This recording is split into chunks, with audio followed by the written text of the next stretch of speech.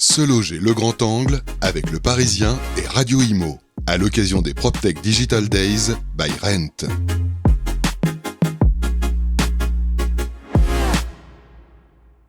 Bonjour à tous, bienvenue sur le studio Le Parisien Les Échos pour parler ensemble pendant environ 45 minutes d'immobilier, les enjeux de l'immobilier d'aujourd'hui et puis de demain.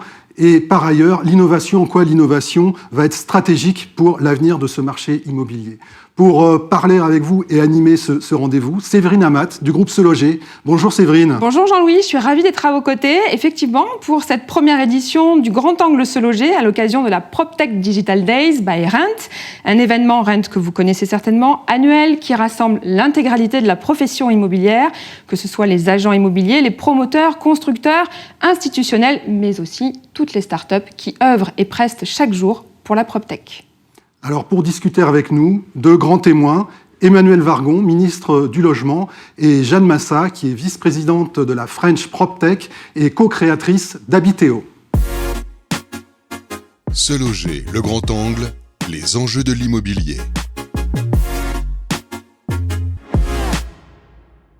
De retour sur le plateau Les Échos Le Parisien pour discuter d'immobilier pour environ 45 minutes avec nos invités, Emmanuelle Wargon qui est ministre du Logement, Jeanne Massat qui est présidente d'Habiteo et cofondatrice de la French PropTech, et je suis toujours accompagné de Séverine Amat du groupe Se Loger qui va participer au débat et poser les questions à nos invités. Je précise, avant de commencer, comme vous pouvez le voir, nous ne portons pas de masque. Nous en portions jusqu'à il y a quelques secondes avant de monter sur ce plateau. Nous allons les remettre dès notre sortie du plateau, mais nous respectons les distanciations entre chacun d'entre nous et donc les conditions sanitaires sont respectées. Séverine, on débarque les questions, on commence ? Allez, Jean-Louis. Débarquons. Alors, on va commencer avec le marché immobilier, si vous le voulez bien, parce qu'on a deux sujets à voir aujourd'hui. Merci, Madame la Ministre, d'être à nos côtés, d'avoir répondu présente. Merci, Jeanne Massat, à vous aussi. Alors, en août dernier, la FNAIM parlait d'un retour du marché de la nécessité en termes de vente de logements en France.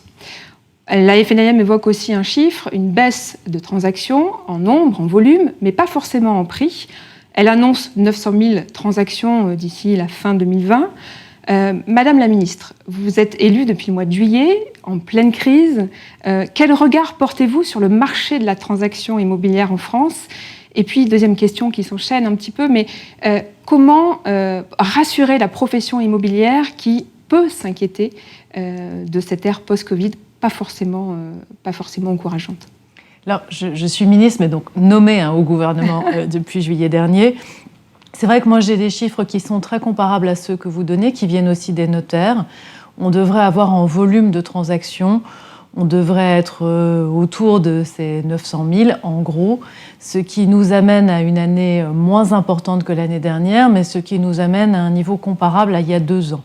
Ce qui veut dire aussi qu'il n'y a pas d'énormes chutes dans les volumes de transactions, mais plutôt un retour à ce qu'on connaissait dans les années précédentes. Par ailleurs, en ce qui concerne les prix, on voit plutôt un tassement qu'un effondrement. Donc finalement, le marché immobilier résiste relativement bien en cette période et il reste de la confiance. Les acheteurs et les vendeurs continuent à souhaiter aller au bout des transactions. On a d'ailleurs permis la dématérialisation, notamment chez les notaires, ce qui facilite aussi ces transactions. Et donc pour moi, on n'a pas d'inquiétude très forte sur le fait que le marché va continuer à être là, relativement présent. Si après les prix stagnent et que ça permet de calmer un peu l'envolée des prix, notamment dans les centres des très grandes villes, c'est pas forcément une mauvaise nouvelle. Alors, deuxième question, on voit aussi apparaître le marché de la location. Effectivement, post-Covid, la location tire son épingle du jeu. On parle de 7 millions de bailleurs locatifs privés aujourd'hui, quand il n'était que 6,4 avant le confinement.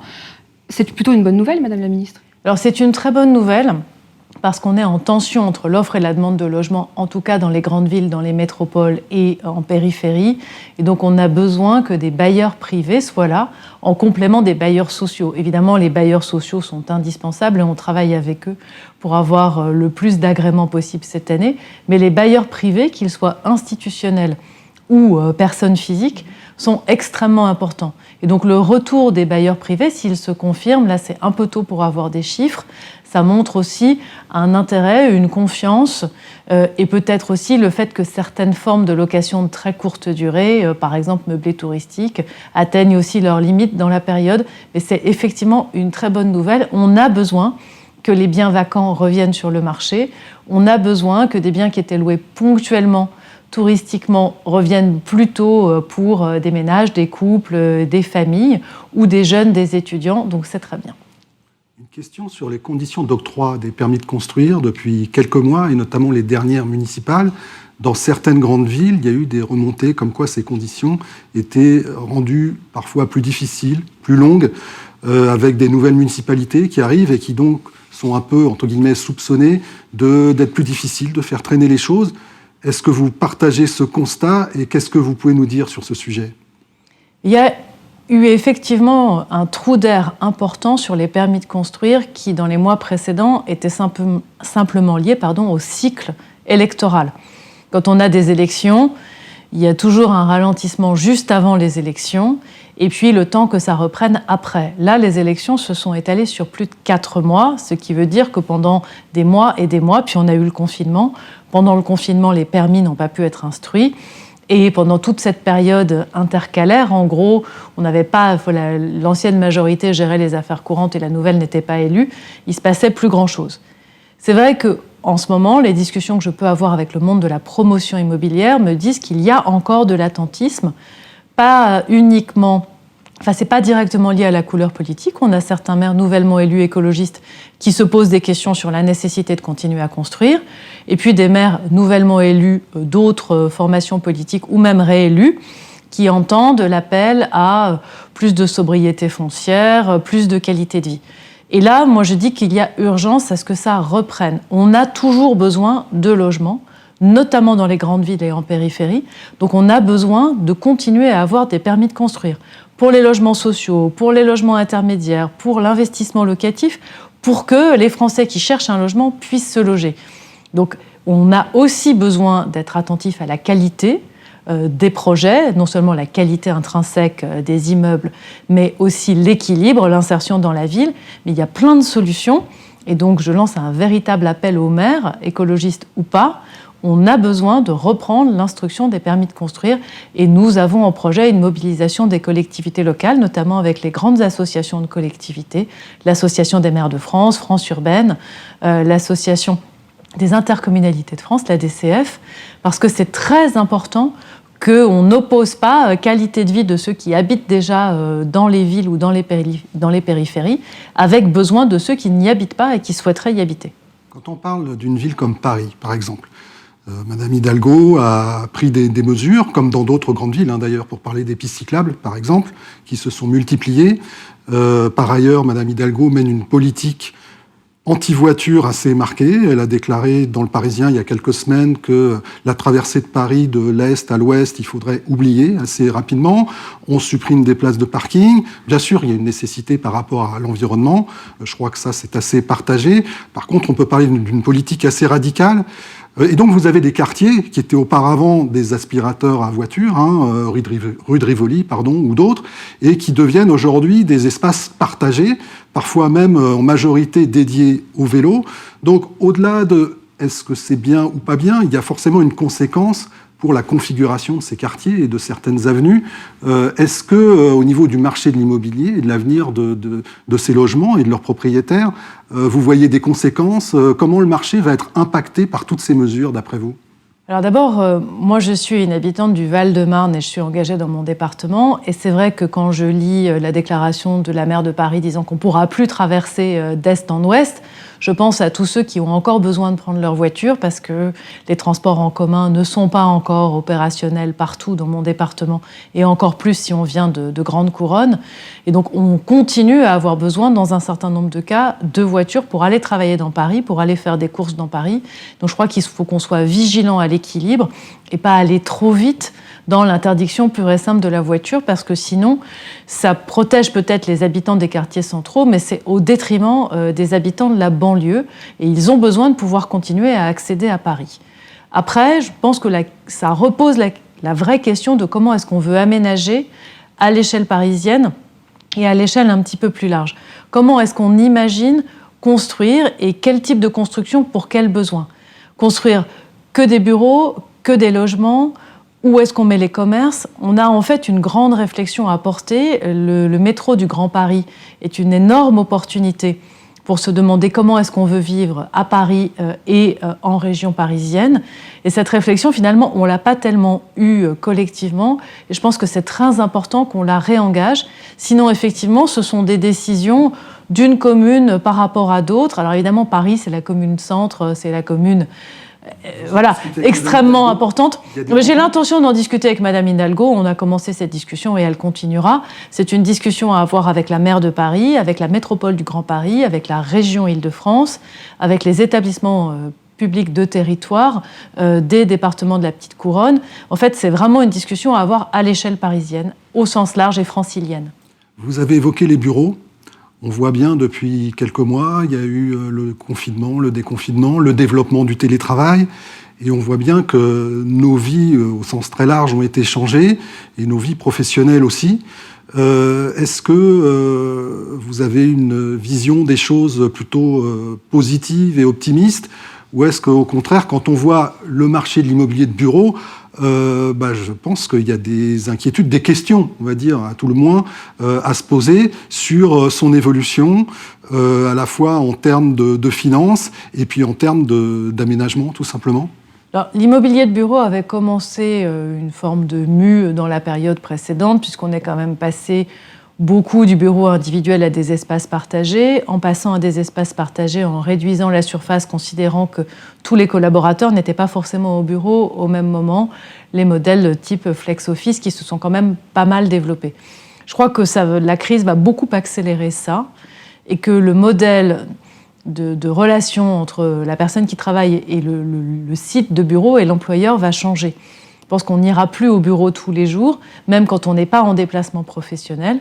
On ira 2, 3, 4 jours par semaine.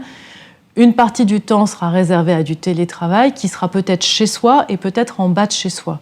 Quand c'est chez soi, ça veut dire que nous, il faut qu'on réfléchisse à la qualité des logements neufs qu'on va mettre sur le marché et des rénovations de logements pour que la possibilité de travailler chez soi soit mieux prévue qu'aujourd'hui où c'est dans la pièce à vivre et où la pièce à vivre, c'est à la fois l'endroit où chacun des deux membres du couple travaille, éventuellement les enfants rentrent et font leurs devoirs et donc ça devient compliqué de s'isoler.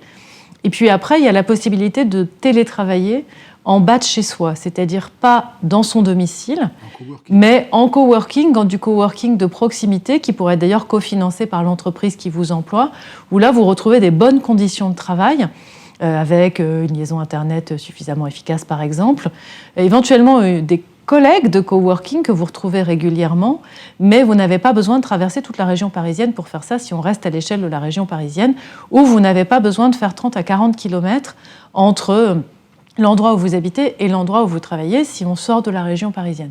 Et ça, c'est potentiellement intéressant, pas du tout en période de Covid, si on parle de télétravail en ce moment, c'est pour limiter les contacts, donc c'est pas pour aller retrouver des contacts dans un autre lieu qu'au bureau, donc ça n'est pas du tout adapté à la période actuelle, mais si je me projette à un moment où on ne sera plus en train de se battre contre l'épidémie, je pense que c'est un modèle qui va se développer. D'un point de vue du marché, pour les professionnels qui nous écoutent, bien sûr, le coworking, c'est vrai, va tendre à se développer, certainement. Malgré tout, vu le contexte, il y a des tas d'entreprises qui se disent voilà, j'avais besoin de tant de mètres carrés, mais on va développer le télétravail, et donc j'ai plus besoin de tout ça, et donc je vais en faire finalement que la moitié, voire je vais quitter une partie de mes locaux. Il y a de quoi s'inquiéter quand on est professionnel de l'immobilier dans ce secteur du bureau. D'abord, je pense qu'on a des opportunités possibles de transformation de bureaux en logements. C'est un sujet que je suis en train d'étudier avec mon équipe en ce moment.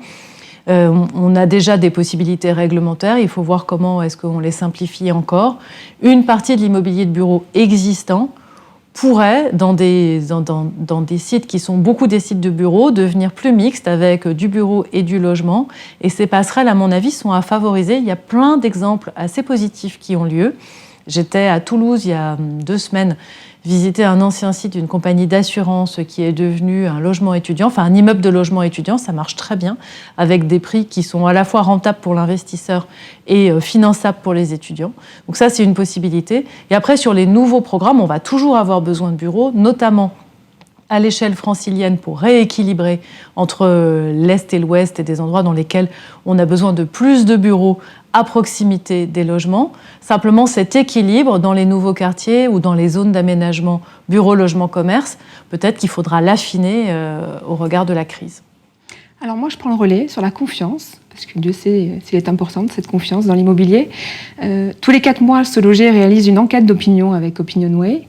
On jauge et on juge l'état d'esprit et la perception des porteurs de projets immobiliers en France.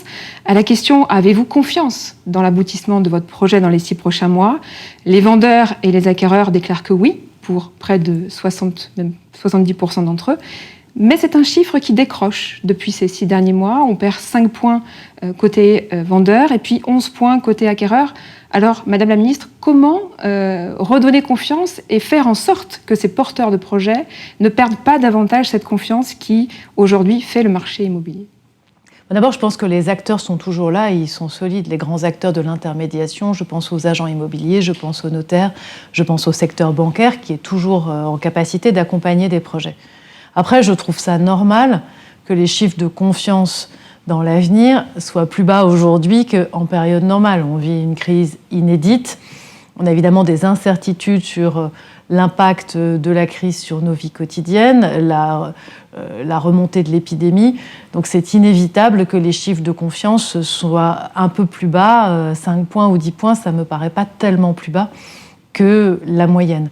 Enfin, ça prouve bien que le logement reste un besoin essentiel. Et c'est évident. Dans ces périodes de crise, être logé dans de bonnes conditions, avoir le logement qui correspond à vos besoins et à vos attentes, c'est encore plus important peut-être que d'habitude. Et donc, ça veut dire que les Français continuent à souhaiter mener leurs projets à bien. Et je crois qu'effectivement, on peut les rassurer en disant que voilà, le marché est toujours là, que les acteurs sont toujours là, et que par ailleurs, la confiance, elle vient aussi dans la confiance qu'on a dans son propre avenir, dans le maintien de son emploi. Et ça, c'est tout l'investissement qu'on a fait dans le chômage partiel, dans le soutien aux entreprises. Et du coup, la confiance, ça devient une confiance dans les acteurs économiques qui est plus large que le secteur du logement. Alors cette confiance, elle se cultive et elle se maintient aussi par la condition d'octroi de crédit, l'accès au financement. 81% des sondés aujourd'hui passent par le financement. Comment peut-on demain faire en sorte que ces ménages, les plus modestes qui sont aujourd'hui évincés et se retrouvent peut-être les locataires de demain, puissent accéder à l'accession, puissent acheter le bien de leur rêve sans passer par la case des 20% d'apport personnel. Bref, toutes ces conditions qui se resserrent aujourd'hui, qui avaient déjà commencé à se resserrer avant le confinement et qui aujourd'hui semblent se resserrer davantage. D'abord, c'est un sujet qu'on surveille de près avec le ministère de l'Économie et des Finances, bien sûr, avec Bruno Le Maire, et avec le Haut Conseil à la stabilité financière, dont l'objectif est simplement d'éviter que beaucoup de Français soient placés après, parce que l'octroi de crédit est trop large, dans une situation difficile, de difficulté à rembourser, avec une éventuelle spirale de surendettement qu'on souhaite absolument à personne. Donc ce Haut Conseil a produit quelques recommandations qui sont appliquées par les banques aujourd'hui, notamment sur la durée des prêts, parce qu'on avait vu arriver des durées extrêmement longues, qui ne sont pas toujours complètement soutenables. Ces recommandations sont en train d'être évaluées, puisque les banques doivent un reporting au Haut Conseil de stabilité financière, qui, sur la base de ce reporting, ajustera ou pas ces recommandations d'ici la fin de l'année. Après, pour aider les ménages à pouvoir accéder à la propriété et donc de ne pas être trop contraints, on a 2 outils qui, je pense, sont intéressants. Le premier, c'est le prêt à taux zéro, qui est maintenu tel quel jusqu'à fin 2021. Et nous sommes en train de travailler en fin de concertation avec les professionnels pour voir comment le faire perdurer et l'améliorer après fin 2021. Donc nous proposerons un amendement en loi de finances d'ici quelques jours maintenant. Et puis après, il y a tout ce qui est démembrement de propriété, qui est plus précis mais qui est intéressant avec les offices fonciers solidaires, parce que ça permet, en finançant d'abord la construction et ensuite le terrain, d'étaler mieux la charge de remboursement. Et donc c'est aussi un outil assez puissant d'accession sociale à la propriété. Et ça, ces deux outils sont là, et avec l'idée de les rendre encore plus efficaces. Alors, on parle d'opportunités pour d'éventuels acquéreurs. Le marché a vu une émergence, en tout cas un développement du côté des villes moyennes depuis ces derniers mois. Il y a eu pas mal d'articles et de reportages autour de ça. On peut s'en féliciter. On peut s'interroger aussi. Moi, je voulais avoir votre avis là-dessus. C'est-à-dire que est-ce que c'est une opportunité justement pour des gens qui n'auraient pas forcément les moyens d'avoir quelque chose dans des villes plus grandes, plus importantes? Est-ce que pour le marché, il y a là un développement possible? Et puis vraiment, ou est-ce que c'est juste comme ça quelque chose qui ne fera que passer? Et puis est-ce que c'est aussi l'opportunité de rééquilibrer le pays tout entier dans son activité, dans l'habitat? Enfin vraiment, est-ce que c'est une opportunité au sens très large? De mon point de vue, c'est important de permettre à chacun d'habiter là où il ou elle le souhaite. Et il n'y a pas de hiérarchie entre les très grandes villes et les villes moyennes, et vous avez plein de Français qui sont très contents d'habiter dans des villes moyennes plutôt que dans des très grandes villes.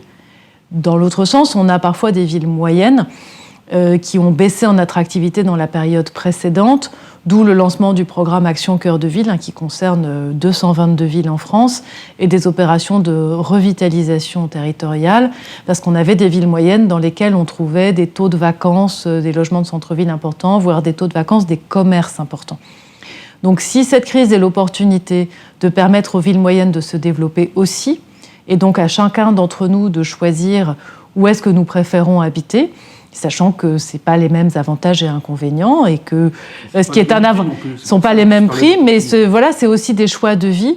Ça me paraît extrêmement important. Donc pour moi, c'est une opportunité. On soutient la revitalisation des villes moyennes. Ça me paraît extrêmement important pour que chacun puisse trouver un équilibre de vie là où il ou elle le souhaite.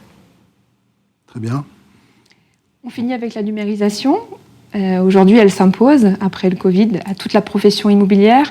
Est-ce que vous êtes d'accord avec cette phrase? Oui, la profession doit se digitaliser, doit impérativement passer à l'ère du numérique pour survivre demain.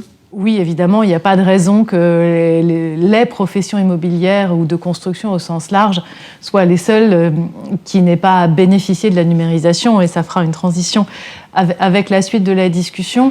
La numérisation, on l'a partout. On l'a dans les projets de construction et dans la conduite des chantiers avec le BIM. On l'a avec les autorisations. Et j'ai relancé le chantier de dématérialisation des autorisations d'urbanisme qui doit être opérationnel au plus tard au 1er janvier 2022.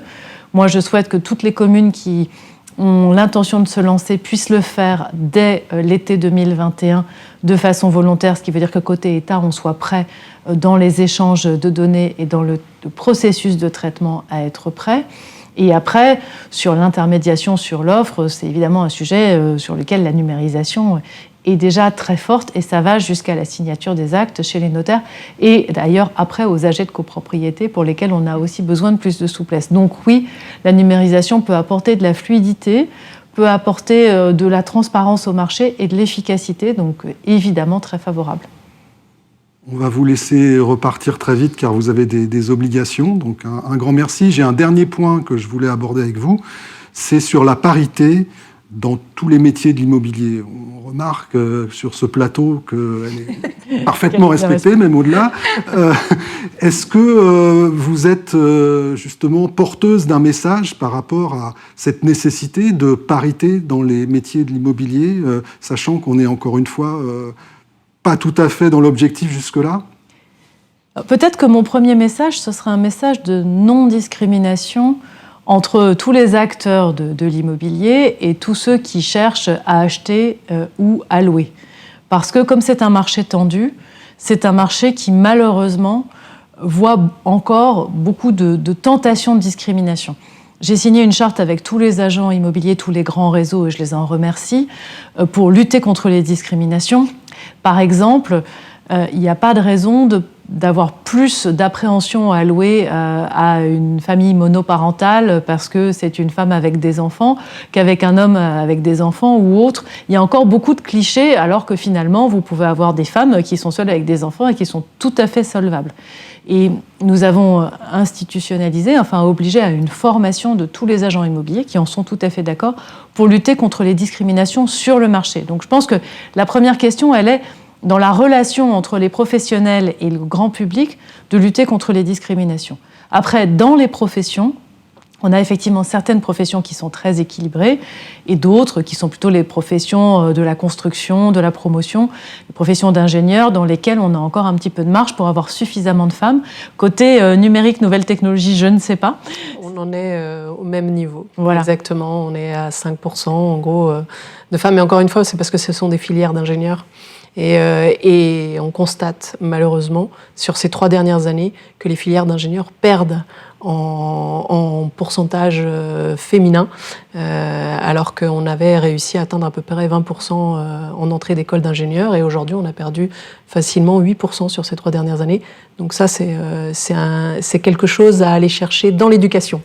Donc là, je crois qu'on peut lancer ensemble un appel sur ces grandes filières d'ingénieurs. Les femmes, les jeunes filles et puis les femmes ont toute leur place. Bien sûr. Et les professions dans lesquelles on a un équilibre homme-femme ou un équilibre de diversité d'origine plus largement sont des professions qui sont plus efficaces, dans lesquelles les rencontres sont fructueuses et dans lesquelles l'innovation fleurit aussi. Plus on est divers et plus cette diversité crée l'innovation et l'efficacité. C'est pas seulement la parité, c'est aussi toute la diversité. Exactement. Et ça, c'est extrêmement important à porter aussi sur nos professions. Le message est passé. Merci beaucoup. Merci beaucoup. Merci. À très bientôt. Au revoir. Se loger, le grand angle. L'innovation dans l'immobilier. Jeanne Massa, bonjour. Bonjour. Merci d'être à nos côtés sur ce grand angle Se loger. Vous êtes présidente d'Habitéo, mais aussi vice-présidente de la French PropTech. Alors, avant de rentrer dans le vif du sujet, de nous présenter ce qu'est la French PropTech, 2 petites minutes, voire 30 secondes, sur Rent. Stéphane Scarella nous explique en 2 mots ce qu'est Rent. Bonjour à tous. Rent, Real Estate and New Technology, est devenu en 8 éditions un label de référence. Le rendez-vous des industriels de l'immobilier, start-up, médias, investisseurs qui font la PropTech en France et en Europe. Les acteurs de tous les marchés immobiliers viennent y découvrir à la fois l'innovation sur la digitalisation et les révolutions de leur métier grâce à plusieurs centaines de start-up à qui Rent donne tribune. Ils y trouvent aussi de l'inspiration à travers des contenus variés et bien sûr le networking entre professionnels. Ces 7 triptyques, start-up, investisseurs, industriels, indissociables pour qu'une innovation soit financée et rencontre son marché, qui fait le succès de Rent chaque année avec plus de 10 000 visiteurs professionnels et 400 exposants l'an dernier. À contexte inédit, le label Rent se devait d'apporter une réponse innovante, inspirante et audacieuse pour vivre ensemble une nouvelle expérience d'hybridation. C'est le sens des PropTech Digital Days que nous lançons aujourd'hui, un rendez-vous 100% en ligne. Pendant 2 jours, des milliers d'acteurs immobiliers pourront gratuitement, sur la plateforme, découvrir à leur guise des conférences, des ateliers pratiques, des pitchs de start-up sur leur sujet de prédilection et surtout rentrer en contact avec les 350 acteurs de la PropTech présents. Le grand angle ouvre les débats. Je tenais, Madame la Ministre, à vous remercier de votre contribution ainsi que tous les participants autour de vous ce matin. Alors, expliquez-nous ce qu'est la French PropTech. Vous êtes tous les ans sur le salon Rent, en force, mais dans les mots, concrètement, qu'est-ce que la French PropTech en France ? Alors c'est un mouvement social d'entrepreneurs qui fédère l'ensemble des acteurs de l'innovation pour réinventer la ville au travers, centré véritablement sur l'homme et ses usages, et pour s'inscrire dans ce débat de la ville de demain. On est un peu plus de 200 adhérents aujourd'hui auprès de la French PropTech. Ce sont des startups qui sont toutes liées à l'immobilier, que ce soit dans le neuf, que ce soit dans l'ancien, que ce soit sur la rénovation énergétique, que ce soit sur la construction. On est sur l'ensemble des secteurs qui portent finalement la ville. Et puis, nous soutiennent. Le mouvement s'est créé en 2018 Et depuis 2018, nous soutiennent des grands groupes, mais aussi des acteurs de la politique territoriale, que sont les aménageurs, comme la Samoa ou la SERM, et des grands acteurs que peuvent être Engie, Bouygues, ICAD, Bouygues Immobilier, ICAD, ou d'autres, et également la Fédération des promoteurs immobiliers, la FPI, qui est partenaire du mouvement. Et il me semble que Se Loger devient également partenaire cette année du mouvement de la French PropTech. C'est important d'avoir ces institutionnels. Ce qu'on leur apporte concrètement, c'est la visibilité de ce qui peut déjà être fait aujourd'hui en termes d'innovation au travers de cas extrêmement concrets. On apporte des use cases, on n'est pas là pour venir pitcher des startups, on en a ras-le-bol de tout ça. Et de la même manière, c'est de se dire, il faut passer à l'étape suivante, c'est-à-dire qu'on fait des pilotes, c'est très bien, mais à un moment donné, il faut déployer les solutions pour apporter un vrai changement sur la ville. Alors concrètement, à l'ère du Covid, post-Covid, Oui. comment ces startups, ces jeunes pousses, tirent-elles leur épingle du jeu ? C'est déjà extrêmement intéressant parce que cette crise sanitaire, quelque part, a accéléré la prise de conscience de la nécessité du digital. Je reprends simplement l'expérience d'Habiteo. Habiteo a des solutions digitales pour accélérer la commercialisation du neuf et pour permettre à des personnes de visualiser ce que serait le bâtiment de demain au travers de la 3D et de visites virtuelles. Avant cela, les promoteurs immobiliers, sur leur commercialisation, faisaient de temps en temps de la 3D et utilisaient de temps en temps ces outils. Il y en a quelques-uns qui l'ont déjà déployé sur l'ensemble de leur activité, mais ils sont très rares. Là, tout le monde se dit « j'ai besoin d'avoir des outils pour vendre à distance. J'ai besoin d'avoir des outils pour montrer les choses à distance. » Donc très clairement, un Nexity, pendant le confinement, a fait un lancement pour dire je ne veux pas arrêter l'activité, tout est encore là, on porte. Ils ont fait un lancement 100% digital. Sur Saint-Germain-en-Laye, 25 pré-réservations sur un week-end. Ils ont réitéré cette opération à Enghien-les-Bains et ils ont fait sur Argenteuil, il y a à peine 10 jours, en collaboration avec la mairie, un webinar sur lequel ils ont invité l'ensemble des habitants et des personnes qui avaient peut-être envie de vivre à Argenteuil. Donc ils ont travaillé, bien sûr, ils travaillent leur lead en amont, mais pendant ce webinaire, ils montrent l'ensemble du programme, qui était d'ailleurs un programme mixte avec Domitis sur Argenteuil, et ils ont réalisé plus de 23 réservations sur la semaine qui a suivi. Et aujourd'hui, un logement sur deux est déjà vendu. Donc c'était il y a à peine 10 jours. C'est extrêmement probant. Bien sûr, il faut être au bon endroit, il faut certainement être au bon prix, mais encore une fois, on n'est pas bloqué. Vous le disiez tout à l'heure, la confiance, les projets immobiliers ne se sont pas taris. Les gens ont envie d'acheter encore aujourd'hui. Les gens ont des projets immobiliers, certainement pour mieux vivre. Et cette innovation, il faut l'inclure aussi au sein du logement. Alors, ça passe au travers de tout ce qui est connectique, mais ça passe aussi au travers du traitement de la luminosité avec une start-up comme Solène, qui permet de calculer en amont et qui aujourd'hui intervient non pas seulement pour le choix d'un particulier quand il a besoin de savoir au mois d'août s'il y aura suffisamment de lumière dans l'appartement qu'il est en train d'acheter, mais en amont pour la conception même du logement, de dire si vous avez des fenêtres peut-être d'1 centimètre, une ouverture d'1 centimètre de plus, vous gagnez quasiment 20% de luminosité supplémentaire au sein de l'appartement. Et avec la luminosité, c'est aussi une capacité à emmagasiner de la chaleur, etc. Donc tout ça, aujourd'hui, on peut le faire au travers d'innovations. Alors, moi j'ai une question. Est-ce que la French PropTech collabore, éclaire le ministère ? Oui, alors c'est tout récent aussi. On a eu, Madame Vargon nous a sollicité l'écosystème de la PropTech au global et également de la French Tech, clairement, pour travailler et réfléchir sur différentes pistes. Donc il y a 4 groupes de travail qui se sont constitués avec notamment des adhérents de la French PropTech. L'un, justement, elle le disait, un enjeu extrêmement important sur la digitalisation des autorisations. Donc comment est-ce qu'aujourd'hui on peut numériser les permis de construire. Donc il y a un groupe de travail qui est déjà engagé, qui a déjà eu des sessions et qui va poser ses recommandations pour le ministère, mais également sur la rénovation énergétique également sur les relations propriétaires-locataires, qui sont des sujets qui sont portés, et ça date du mois dernier, mais c'est déjà engagé. Il faut dire que le ministère a pour le coup une vraie vocation à aller vite aussi. Donc les premiers se sont enchaînés, les groupes de travail se sont enchaînés, ils sont sur la rédaction des recommandations aujourd'hui. C'est plutôt encourageant.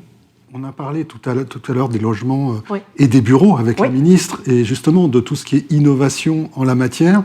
Depuis votre poste d'observation privilégié, est-ce que sur les bureaux, vous avez observé des choses nouvelles? Mais je parle de bureaux, les bureaux, ce sont aussi les appartements désormais, ou les maisons. Donc tout ça va entraîner des choses très concrètes. Est-ce que le mouvement s'est déjà enclenché? Et est-ce qu'en termes d'innovation sur ce chapitre des bureaux, ou des bureaux logements, il y a des choses qui sont apparues d'ores et déjà? Alors, il y a plusieurs choses, et puis un des premiers données à voir de la French PropTech, parce qu'on s'est dit, il faut qu'on démontre ce qu'on est capable de faire, ça a été de dire, on va construire des bâtiments totems pour donner à voir de la mixité d'usage sur les bâtiments, entre bureaux, coworking et logements. Un des premiers bâtiment a été inauguré à Nantes. Aujourd'hui, on montre comment ces mixités d'usage peuvent porter l'innovation sur un bâtiment. Et il y en a un deuxième qui verra le jour en 2022 à Montpellier, mais il a obtenu son permis de construire, donc on en est ravis. Et ces choses-là avancent parce que c'est une démonstration de tout ce que peuvent apporter les PropTech sur le bâtiment. C'est le bâtiment, l'usage, l'homme, la mobilité aussi. Comment est-ce qu'on circule et comment est-ce qu'on adapte la ville, ses écoquartiers et tout ce dont on a besoin avec aujourd'hui des applications, avec de l'information, avec la transparence. La ministre parlait de transparence, ce que peut apporter l'innovation et le numérique sur les actions de l'immobilier, c'est quelque chose d'important. Les deux exemples que vous citiez sur Nantes et Montpellier, c'est ça? Oui. Concrètement, ça ressemble à quoi? Enfin, ce sont des bâtiments. Des lieux qui sont mixtes au sens logement, bureau, qui sont modulables. Qui sont modulables, et on va aller encore plus loin. Il y a aujourd'hui des sociétés au sein de la French PropTech. Je parle de Mon Building, qui permet d'avoir des bureaux plus flexibles et agiles. Je parle de OWI, qui fait des parois et qui permet, sur des plateaux complètement nus, finalement, de transformer, d'avoir des logements qui pourraient se transformer demain en autre chose, parce qu'on parle de réversibilité. Aujourd'hui, on essaye de réfléchir à la deuxième vie ou la troisième vie d'un logement. Et dans les bureaux, la deuxième vie ou la troisième vie peut être effectivement un logement. Mais dans le logement, ça peut aussi être une deuxième vie ou une troisième vie du logement. Vous avez pris un logement pour toute une famille.